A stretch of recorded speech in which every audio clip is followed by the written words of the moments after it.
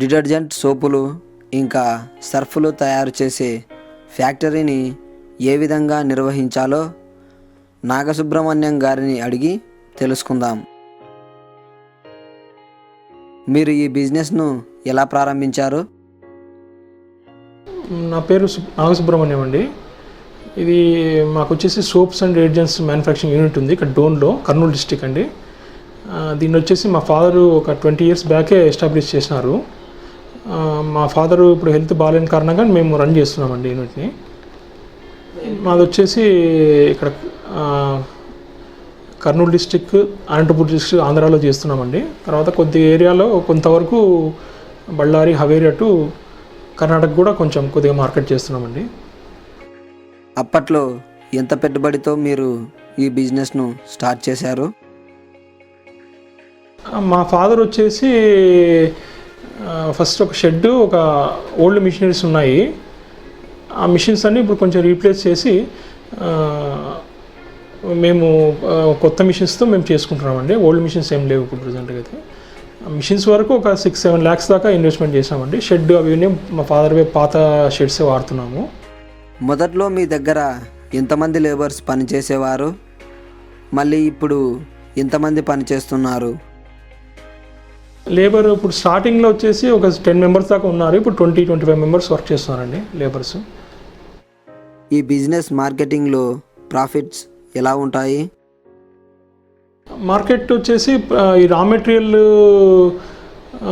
Frequent hike up and downs వస్తూ ఉంటాయండి. దాని నుంచి మార్కెట్ ప్రాఫిట్ అనేది ఒక 1 month ఉండొచ్చు, 1 month ఉండకపోవచ్చు. అది ఫిక్స్డ్గా అంటూ ఏముండదండి. మనం ఈ మంత్ ఇంత ప్రాఫిట్ మనం ఫిక్స్ చేసిన అమౌంట్ మనకు వస్తుందని చెప్పి ఇది లేదు. కాంపిటీషన్ కూడా బాగుంటుంది కాబట్టి 1 month ఈ మంత్లో లాస్ అయినా నెక్స్ట్ మంత్లో ఏదో కొంచెం గెయిన్ ఉంటుంది. ఆ విధంగా అప్ అండ్ డౌన్స్. ఎందుకంటే మాకు ఫాదరు ఆల్రెడీ ఇన్ఫ్రాస్ట్రక్చర్ అంతా మాకు చేతికి ఇచ్చినారు కాబట్టి అడిషనల్గా మేమేమి ఇన్వెస్ట్మెంట్ పెద్దగా చేయలేదు కాబట్టి మాకు రన్నింగ్లో అలా మూవ్ అవుతున్నామండి. మార్కెట్లో కాంపిటీషన్ చేసుకుంటూ అలా మూవ్ అవుతున్నాము.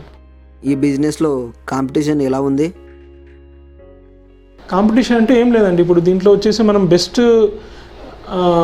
కాంపిటేటివ్ ప్రైస్లో ఇస్తూ కన్స్యూమర్కి వచ్చేసి బెస్ట్ పర్ఫార్మెన్స్ ఉన్నటువంటి ప్రోడక్ట్స్ అందించి అటువంటి అంటే మాకు దాంట్లో టెక్నికల్గా కానీ కొంచెం దాన్ని సోప్ తయారు చేసేటప్పుడు కానీ తయారు చేసి మ్యానుఫ్యాక్చరింగ్ ఫార్ములేషన్స్ కానీ కొంచెం దాన్ని ఇది చేసుకుంటూ బెస్ట్ ప్రోడక్ట్ అందించినామంటే మనకు అట్ లోయెస్ట్ ప్రైజెస్, కాంపిటేటివ్ ప్రైజెస్లో బెస్ట్ ప్రోడక్ట్ ఇచ్చే విధంగా మేము ట్రై చేస్తున్నాము. అందువల్ల మార్కెట్లో కొంచెం నిలబడుతున్నాము. మీరు ఈ రా మెటీరియల్ను ఎక్కడ తెచ్చుకుంటారు?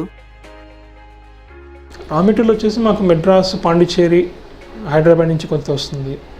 విధంగా 3 లోకల్గా కొన్ని దొరుకుతాయి, కొన్ని నాన్ లోకల్ తమిళనాడు నుంచి అట్లా వస్తూ ఉంటాయి. లోకల్గా అంటే మ్యానుఫ్యాక్చరింగే లేదండి ఇక్కడ. లోకల్గా కొన్ని రా మెటీరియల్స్ వచ్చేసి మ్యానుఫ్యాక్చరింగే లేదు ఇక్కడ లోకల్గా.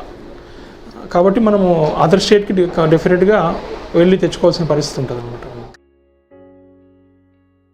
మంచి బ్రాండెడ్ ఐటమ్స్కు మరియు మీరు తయారు చేసే వాటికి మధ్య మార్కెటింగ్ ఎలా ఉంటుంది? అంటే ఆ విధంగా అనేది ఏం లేదండి. మేము ఎక్కువ రూరల్ ఏరియాస్ మీద కాన్సన్ట్రేట్ చేస్తాము. ఈ సిటీస్లో వచ్చేసి కొంచెం ఎక్కువ ఈ బ్రాండెడ్ ఐటమ్స్ ఎక్కువ అఫిషియల్స్ అందరూ ఉంటారు కాబట్టి బ్రాండెడ్ ఐటమ్స్కి ఎక్కువ మొగ్గు చూపిస్తారు. మావి ఏంటంటే రూరల్ ఏరియాస్ ఉంటుంది. ఈ రూరల్ ఏరియాస్లో మేము ఎక్కువ కాన్సన్ట్రేట్ చేసి మార్కెట్ చేసుకునేటట్టు చూస్తూ ఉంటాం అన్నమాట. సిటీస్లో ఏంటంటే కంపెనీస్ ప్రైస్ ఎక్కువనే ఉంటాయి, ఎంఆర్పీస్ ఎక్కువనే ఉంటుంది, క్వాలిటీ ఎక్కువనే ఉంటుంది. మాది ఏంటంటే కొంచెం క్వాలిటీ సైడ్ కానీ ఈ రూరల్ ఏరియాలో పోయే విధంగా కొంచెం ప్రైస్ కానీ ఎంఆర్పీస్ కానీ తక్కువగా పెట్టి వాళ్ళకు అందుబాటు ధరల్లో ఇస్తూ ఉంటామండి. కొంచెం ఈ మిషనరీ ఎక్కడ నుండి తెచ్చారు? వాటి ధర ఎంత ఉంటుంది? మేము మిషనరీ వచ్చేసి తమిళనాడులో తెచ్చుకున్నామండి. ఈరోడ్ నుంచి ఈరోడ్ అనేసి అక్కడి నుంచి తెచ్చుకున్నాము. మిషనరీస్ వచ్చేసి ఏం లేదండి, 3-4 sections ఉండేది. దీంట్లో ఎక్కువ మిషనరీ ఏమి ఉండదు.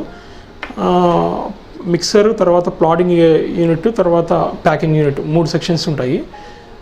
యావరేజ్గా అన్నీ కలిపితే టోటల్ కలిపి ఒక 10 lakhs వరకు వర్త్ ఉంటుందండి టోటల్ మిషనరీ అంతా కలిపితే. సర్ఫ్ది వచ్చేసి మిక్సింగ్ వచ్చేసి 1 lakh ఉందండి. ఈ ప్యాకింగ్ మిషన్ వచ్చేసి 1.5 lakh ఉంది ప్యాకింగ్. తర్వాత స్క్రీనింగ్ వచ్చేసి 35,000 అలా పడుతుంది. ఈ మిషన్స్కు మెయింటెనెన్స్ ఎలా ఉంటుంది? మెయింటెనెన్స్ వచ్చేసి ఇప్పటివరకు అయితే ఏం లేదండి. మెయింటెనెన్స్ అంటే కనుక కొత్త మిషన్స్ మేము తెచ్చుకొని 5-6 ఇయర్స్ అయింది. దానివల్ల ఇప్పటివరకు అయితే పెద్ద మెయింటెనెన్స్ ఏం లేదు. గ్రీసింగ్, ఆయిల్స్ అవి చిన్న అంటే ఇప్పుడు ఈ ప్యాకింగ్ మిషన్స్ దాంట్లో కొంచెం టెక్నికల్ పర్సన్ ఏదైనా నెసెసిటీ ఉందంటే వచ్చి చేస్తూ ఉంటాడు.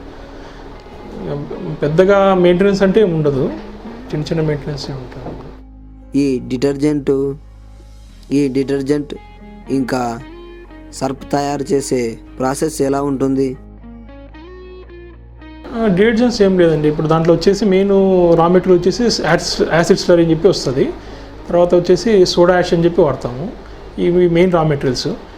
ఈ మెటీరియల్స్ తర్వాత వచ్చి దీంట్లోకి ఒక బైండర్ వాడతాం, సిలికేట్, సోడియం సిలికేట్ అని చెప్పేసి.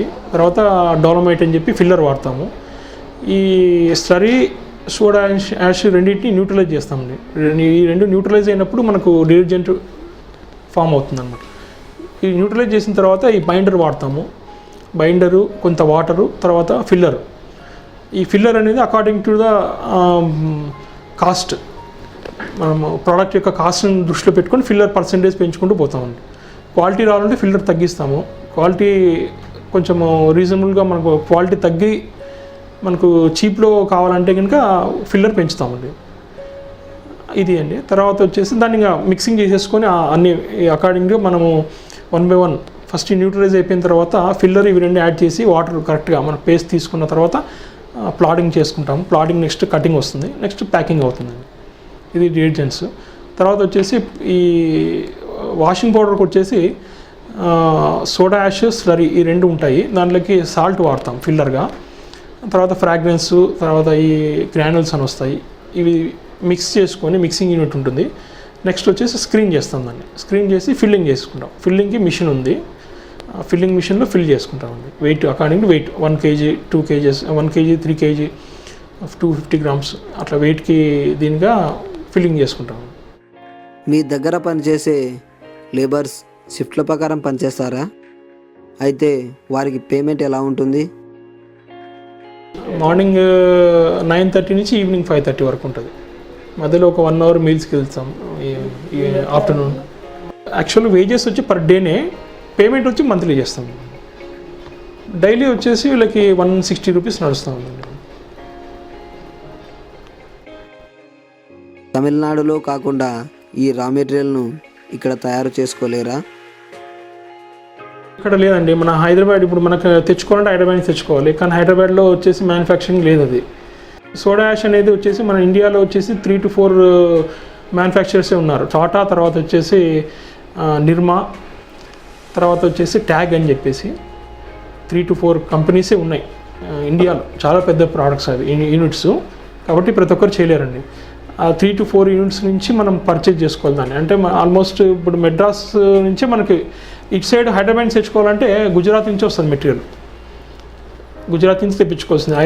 హైదరాబాద్లో అయితే ఇక్కడ సోర్సెస్ లేవు. ఈ ఇంకొకటి యాసిడ్ స్లరీ వచ్చేసి మ్యానుఫ్యాక్చరింగ్ అంతా కూడా మెడ్రాస్లోనే ఉంది అనమాట. పాండిచ్చేరి, మెడ్రాస్, ఇక్కడ ఎవరు చేయడం లేదన్నమాట దాన్ని. ఈ బిజినెస్ను కొత్తగా పెట్టే వారికి మీరిచ్చే సలహా? కొత్తగా అంటే కొంచెం కాంపిటీషన్ పరంగా అయితే బాగా ఉంది. దీంట్లో బేసిక్గా కెమికల్ గురించి దాన్ని ఫార్ములా ఇప్పుడు ఏంటంటే అండి, రా మెటీరియల్స్ కొత్తగా వస్తూ ఉన్నాయి అన్నమాట. ఈ పాలిమర్స్ అని చెప్పేసి లేటెస్ట్ రా మెటీరియల్స్ వస్తున్నాయి. దాని గురించి తెలుసుకొని మనం దాన్ని వాడుకొని పోతూ ఉంటేనే కాంపిటీషన్ ఎదుర్కోగలం, ఫేస్ చేయగలం అనమాట. కొత్తగా అంటే కనుక దాని గురించి ఏం నాలెడ్జ్ లేకుండా దిగితే కొంచెము వేరే టెక్నీషియన్స్ మీద డిపెండ్ అయ్యి చేసుకునేటట్లు లేదండి మార్కెట్ అనమాట. మనకు ఓన్గా నాలెడ్జ్ ఉండి దాన్ని ప్రైస్ ఏదన్నా మనకు కాంపిటీషన్ వచ్చినప్పుడు దానిలో ఏ విధంగా ప్రైస్ తగ్గించుకోవచ్చు, లేకుంటే క్వాలిటీ పరంగా కానీ ఏదైనా కొత్తగా ఛాలెంజింగ్ ప్రోడక్ట్ వచ్చినప్పుడు దానికి ఫేస్ చేసుకునే విధంగా ఉంటే కొంచెం ఐడియా ఉందంటే బెటర్ అని నా ఉద్దేశం.